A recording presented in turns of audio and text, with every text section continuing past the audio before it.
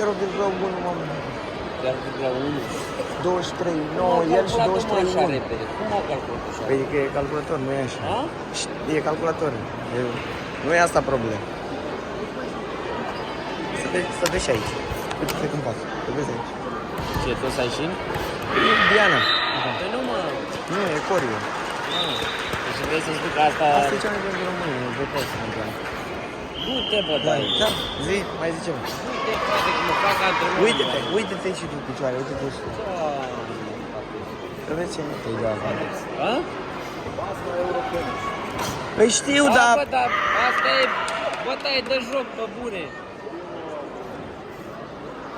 Îmi fac și eu timp să vin odată să mă enervez pe aici, n-are rost. Nu De mai... ce? Că dacă îi dădeam un pumnul ăla la cum m-a enervat...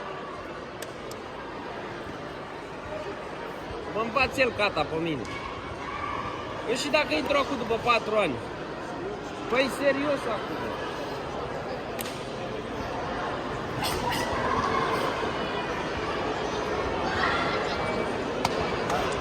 Să-i vezi la echipă, că ăștia ne-au scos pe noi. Ei au plecat la mondial și ne-au rămas acasă. Vezi acolo, Bele. Stai. N-ai de câștigat dacă faci. N-am de câștigat. Stai mă puțin, că e în regulă. Știți care